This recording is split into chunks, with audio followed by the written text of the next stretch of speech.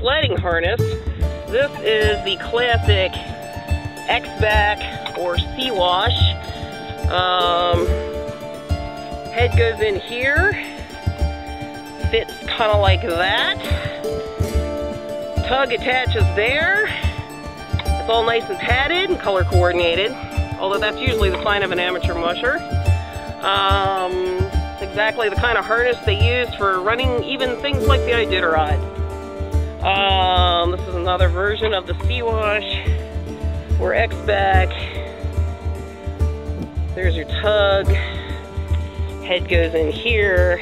You can see the X-back configuration here. And that's how it goes on your dog. This is a slightly different version of the sledding harness. This is an H-back, or sometimes called trail harness. I just have to check and make sure it's not upside down. Yeah, like that.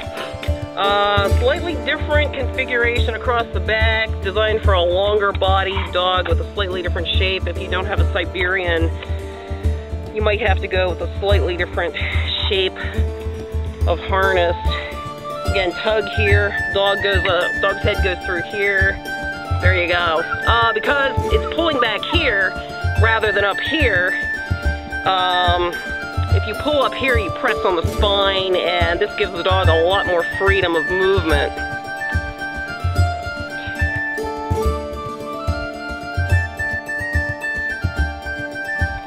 Then we have the gang line. This is a gang line that you can put 3 or 4 dogs on.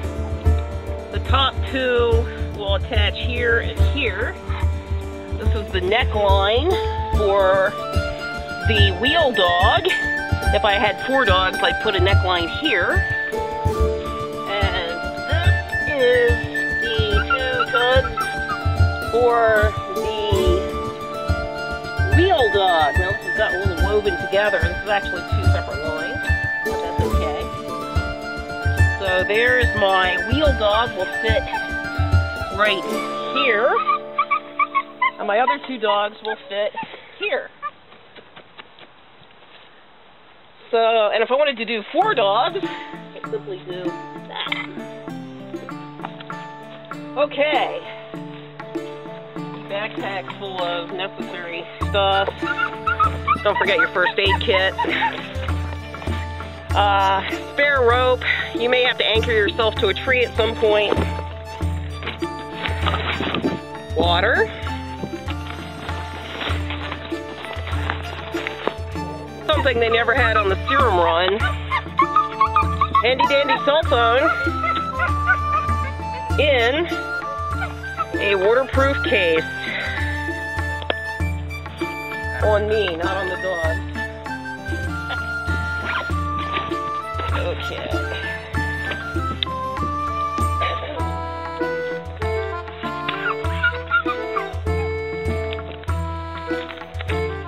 This was originated as a dog walking belt.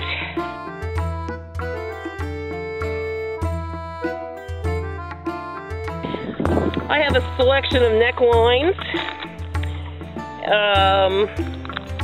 a leash for if I need to stop and move dogs around on the trail, maybe put a wheel dog in lead or a lead dog in wheel. I have a spare leash, because you never let them off a leash. They're Siberian Huskies.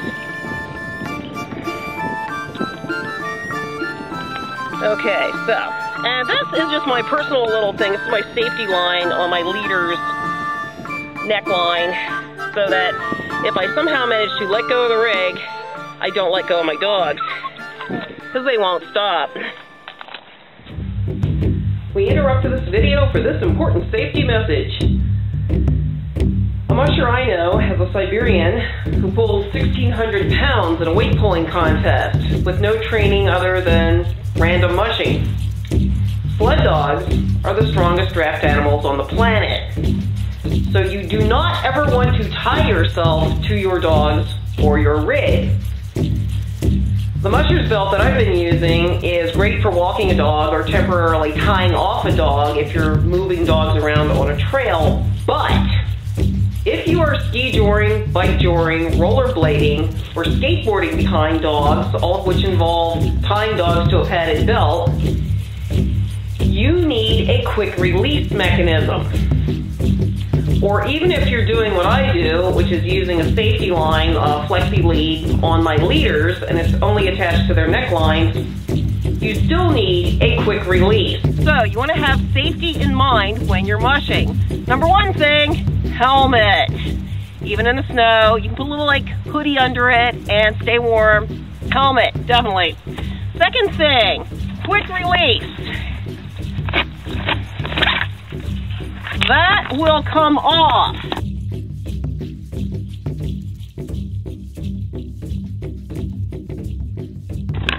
This is a diver's belt. You can get it at a dive shop. It's just a piece of webbing with a quick release buckle. You can actually yank that and that'll come right apart. It was designed to be a quick release mechanism in an emergency when you're like 80 feet underwater. This works very well. Another similar object, which was also designed for similar situations, is the kayaker's tow belt. It has a similar buckle, which when you put this belt on, you snug it up, and you could either use the tow line itself or you could put your leash here, and you can either pull this or the specially designed little toggle. That'll come right off.